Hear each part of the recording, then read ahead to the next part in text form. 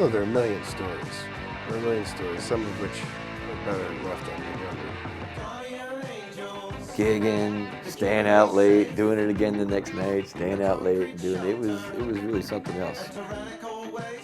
We came down and we checked into the hotel, and then we came down the next morning, and there was the truck that we had driven in, and on the front of the dashboard in the front of the truck there were beer bottles and glasses from the nightclub and something all lined up. The truck's all parked sideways, and there's a big plume of vomit down the side of the truck. And, oh yeah, we're class. We're real class. The camaraderie was every bit as fabulous as the music and the props and the lyrics. And it's so much fun. It's tongue-in-cheek, it's laughter, it's joyous, it's uplifting. And so when they got back together a few years ago and started playing again, it was as if a gift from the musical gods had come down and said, Pierre, you've been a good boy. Now you get Beru Revue.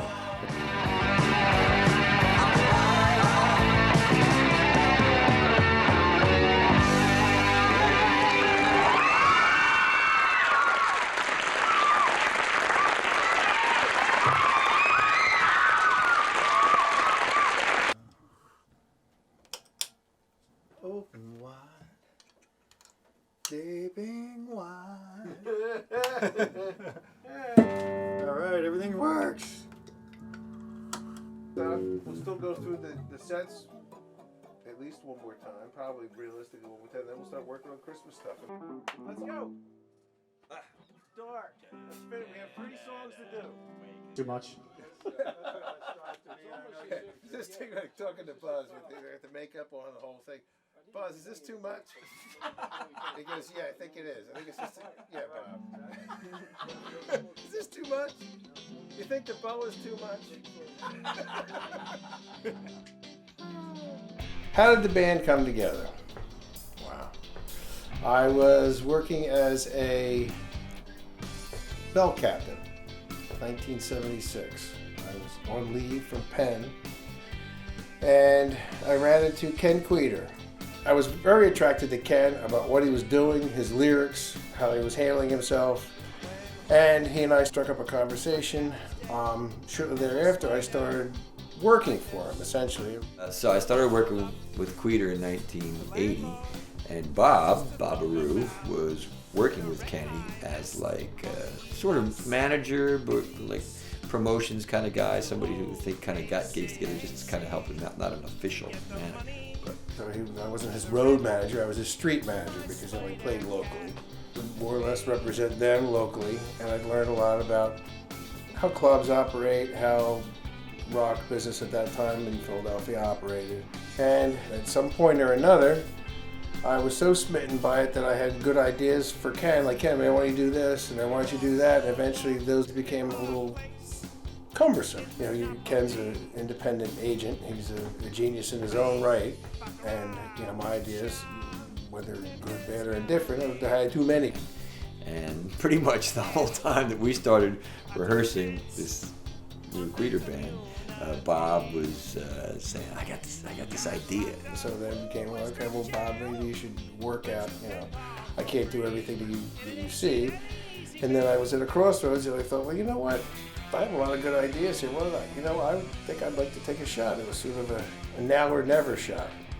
At that point, I guess I was 25 years old. And I thought, well, you know, what the hell? But, you know, and, you know, with any luck, I'll fall flat on my face, and that'll be the end of it, and we'll move on. So the whole time that the Queter band was beginning and continuing for a year or two, Bob was kind of feeding my ear about this idea for this cool band. And I thought, well, this guy might just might have something. I said, well, let's sit down and try to write a couple songs together.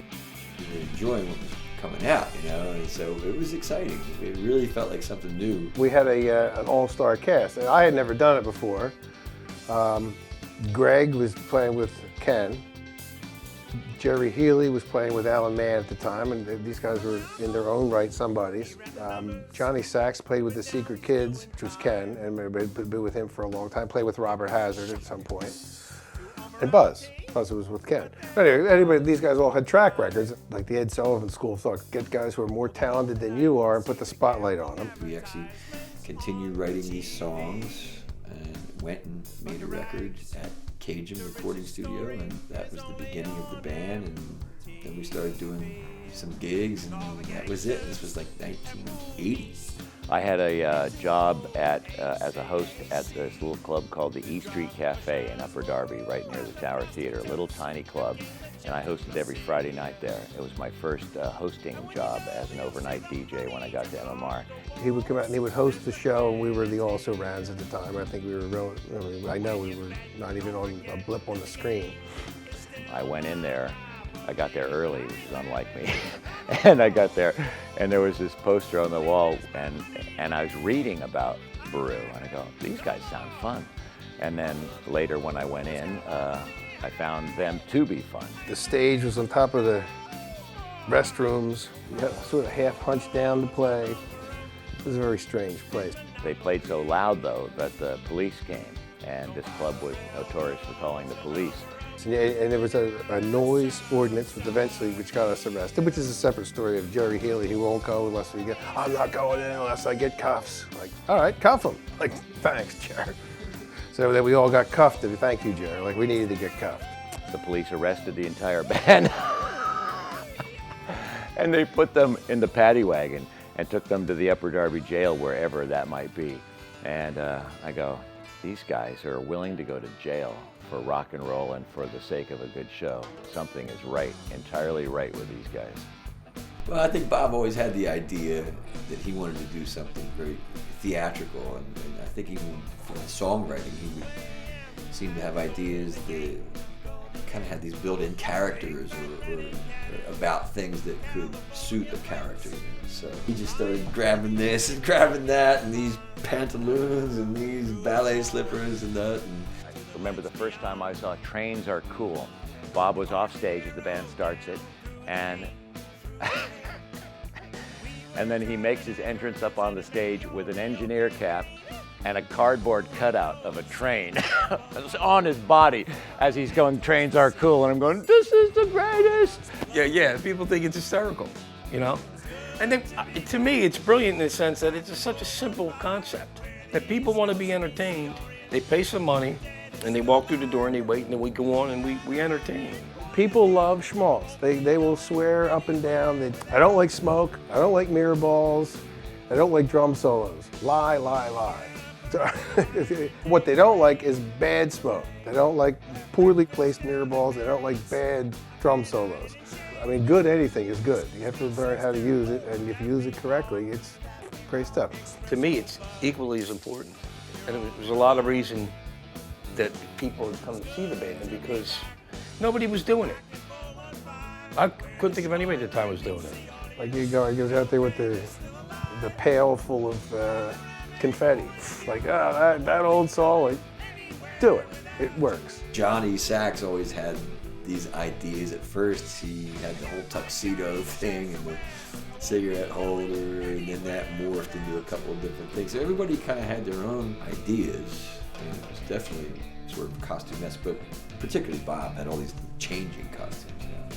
How many grown men would you see put on a flower costume? And this bus would say, look at yourself, you're a grown man. He comes out in a flower costume as a grown man and willing to have that much fun at his own expense and yet tell the story of the song. It's perfect. And Bob, especially back in the early days, was a little kooky, you know. I call it dry humor, but I used to roar with laughter because he was never funny like comedian funny, but he had that what I call street humor, you know. It kind of keeps things light, you know, keep a grain of salt among all the heavy, you know, sounds that's going on. It's a neat way of, I think, not taking yourself too seriously, you know, but it's kind of like you're walking this fine line of being serious about what you're doing, serious about your craft, serious about the song ideas, but don't take yourself too seriously, if that makes sense. Oh my God. Oh my God. We should really practice. Oh, I know. The thing is great. 93.3 WMMR trains are cool. At the home of rock and roll. And Beru Revue is with us in the studio. Their final performance tonight will be at the Chestnut Cabaret, 38th and Chestnut. Be there, I suggest, with bells on, to have a fine time with the band. How you doing, boys? How's everything? Yay, much better! Okay! This is like morning time. You know. I know. Oh? Look, Pierre, I know. I know it's morning. Well, you know, you guys are breaking up, and Buzz suggested, or was it Johnny that suggested that we do conventions? Sort of like an annual crap convention. A crap convention. Yeah, right. Like a Star Trek convention. Yeah. You know. Well, I think we should open it up then. I mean, there's a lot of people full of crap who might be able to participate in this. Well, we were together for that initial phase, and then there was actually Beru Ha for a while. By the time that ended, I guess we had been together for 10 years or something, and then life started to, we all started getting to the age where some people were having families and things like that, or wanted to go do other things. And the reason the band kind of went apart was never like an angry, kind of unfriendly thing. It was just kind of an evolution, I think, that people wanted to go do some other stuff. And then after that happened for whatever it was, 10 or 15 years, then it started to come back around to, wow, it would be great if we maybe got back together and fired it up again. Well, I think initially Bob and Sax started saying, let's do this. And then Bob called one day and he said, I'm thinking about putting together a show and playing a show, and just to see if one person shows up or 100, would you be interested? And I said, absolutely. We were all, getting the phone calls going, and unfortunately, Johnny Sax was the one that also really wanted to do it. This was, where are we? Early 2000s, and when we started to get back together, unfortunately, that's when he was getting sick. I think after Sax passed away, I think Bob was pretty rocked by it. Johnny is my dear friend who's since gone to his great reward, the bass player. And he was my dear friend and partner in the band on many things. And he would talk forever about things that didn't make any difference, about set lists and this, that, and the other thing. But anyway, he was my confidant. So we have wonderful times, and then Johnny goes to Florida. He goes to Disney World, becomes a star a second time around as a performer at MGM. Where he comes up to do we're going to do a reunion after 20 years, whatever it is. We're going to do a reunion, and finally we're going to figure it out. He comes out, we start rehearsals, and he complains about a pain in his side. Okay, are you okay, John? No, it really hurts, He takes some medication, he gets through it, he goes back to Florida. He calls me back the next day, 2 days later, and says, I got cancer. You got cancer? No, I got cancer, and it's pretty well-developed cancer, and he's in some pretty serious situation, but he's still going to try to tough it out, and he's going to strap himself down, and somehow we're going to do the reunion. Of course, we pretend that it's going to happen for a long time, and it doesn't. And he gets deathly sick, and I visit him once or twice. Everybody goes down and says their goodbyes from Philadelphia, and then there was another came. Then eventually I sat up here, and it was like my friend Johnny, and I go down, and it was essentially this last week of his life. He's really in bad shape, and some people from Florida are dropping by. And if you've ever been around one of these hospice situations, it's exhausting and long. Eventually, somebody was coming by. He wasn't particularly fond of. I mean, they were friends, but it was, it's getting into his private time here of his death. And he turns to his wife. He goes, "Look, Suzanne, just tell him anything. Tell him I'm sick. tell him I'm sick. Get rid of him." So with that, he lays down like that, with his tongue hanging out, and I have my rosary beads, and I'm biting my lip. Blood is probably coming out because I'm biting my lip so hard because I'm dying laughing. And the guy comes in with his wife, and they're going to say some prayers over him. And John's, I can know John's awake.